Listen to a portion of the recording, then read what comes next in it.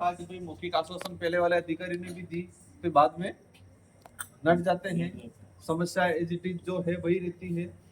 तो एडीएम साहब के प्रयासों से, कलेक्टर साहब के प्रयासों से इन्होंने इन सारे मुद्दों पे एचपीसीएल के जो अधिकारी हैं उनके द्वारा ये लिखित सहमति दी जा रही है। तो मैं एक बार एडीएम साहब से कहना चाहूंगा था जो भी सहमति बनी उसको थोड़ा ब्रीफ कर दूंगा।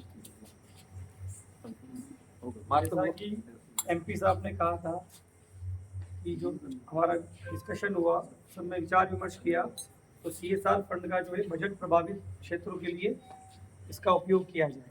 तो जो सीएसआर की पॉलिसी है उसके तहत हमने इसको सहमति प्रदान की है कि बजट जो सीएसआर का होगा वो प्रभावित क्षेत्रों के लिए ही अश्विनी कंपनी द्वारा काम में लिया जाए। दूसरा बिंदु था कि एक जो रोजगार उपलब्ध कराने के लिए यहाँ के स्थानीय नागरिकों को स्किल जो कौशल विकास का कार्य किया जाए।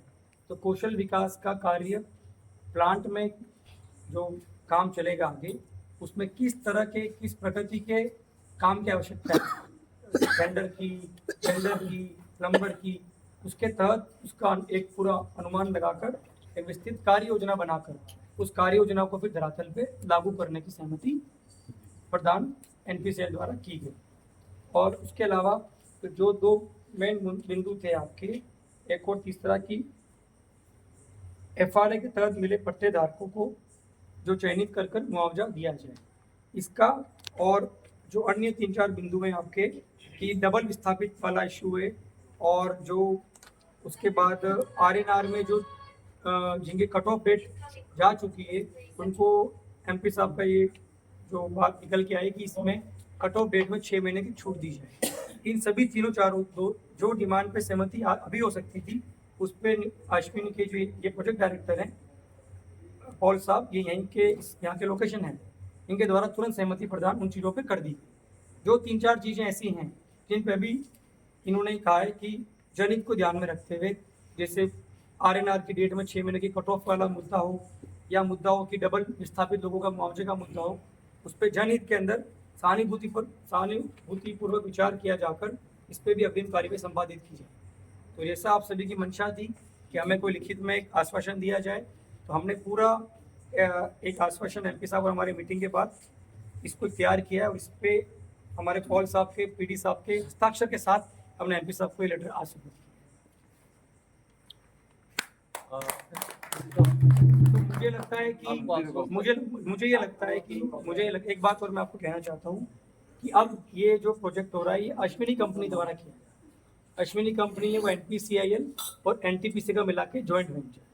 तो जो पॉल साहब हैं ये अनुभवी व्यक्ति हैं, इन्होंने बहुत प्लांट्स पे काम किया है, इनकी भी मंशा यही है कि जनहित के अंदर पूरा सहानुभूति रखकर हर चीज़ पे मुद्दे पर कैसे आगे बढ़ा जाए। तो मैं पॉल साहब से भी रिक्वेस्ट करूँगा कि आप भी एक बार 2 शब्द रखें सभी के सामने। तो नमस्कार साथियों, यहाँ माही बांसवाड़ा में आने से पहले मैं कई प्लांट्स में काम करके आ रहा हूँ। देखिए, इस तरह की उपेक्षा इच्छाएं रहती है कि एक जगह अगर एक प्लांट आ रहा है, एक प्रोजेक्ट आ रहा है, तो उससे जो आसपास के लोग हैं इनको फायदा हो। तो कानूनन जो भी हो पाएगा, हमारी पॉलिसीज हैं, यहाँ पे एक सरकारी कंपनी है, तो हम ऐसा तो नहीं है कि हम कुछ भी बोल दें और बोल के चले जाएं तो हो जाएगा। तो कानून के दायरे में रहते हुए हमारे पॉलिसी के अंतर्गत जो भी हो पाएगा आप लोगों के बेनिफिट के लिए हम लोग जरूर कोशिश करेंगे आगे। और जो आप लोगों की मूल मांगे हैं उनको देखा जाएगा और विधिवत तरीके से उसको एनालाइज करके जो भी संभव हो पाएगा सही तरीके से किया जाएगा, ताकि आगे चलकर देखिए जब ये प्लांट आया है, प्लांट के आसपास आप लोग सब बसे हुए हैं, तो प्लांट की खुशहाली तो उसी में है कि आपकी भी खुशहाली हो। तो इसी विचार के साथ हम लोग आगे बढ़ना चाहेंगे और उम्मीद करता हूं कि आप सबका सहयोग हो तो ये प्लांट जल्दी से जल्दी लग जाए ताकि बिजली बनने लगे। धन्यवाद सर। इसमें ये जो है इसमें कई बिंदु ऐसे हैं कि हम व्यवस्थित डॉक्यूमेंट देंगे।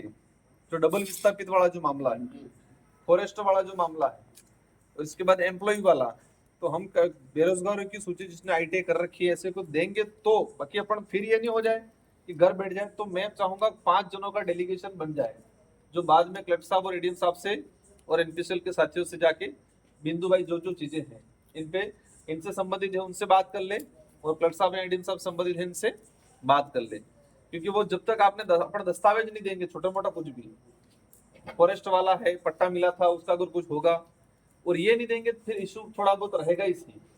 जो पहले वालों ने गलती की वो गलती अपन से नहीं हो, ये अपन को ध्यान रखना है। तो अब कोई बात ही कुछ बात रही हो तो बताओ। कॉलोनी वाला कॉलोनी कॉलोनी का बॉक्स बनाया। कॉलोनी वाला सर, इसमें आपने आपको सब बताया कि कॉलोनी रहने लायक नहीं है, या तो एनपीसीएल रखे या फिर जो है इनको अतिरिक्त तो कोई दिया जाए व्यवस्था करके।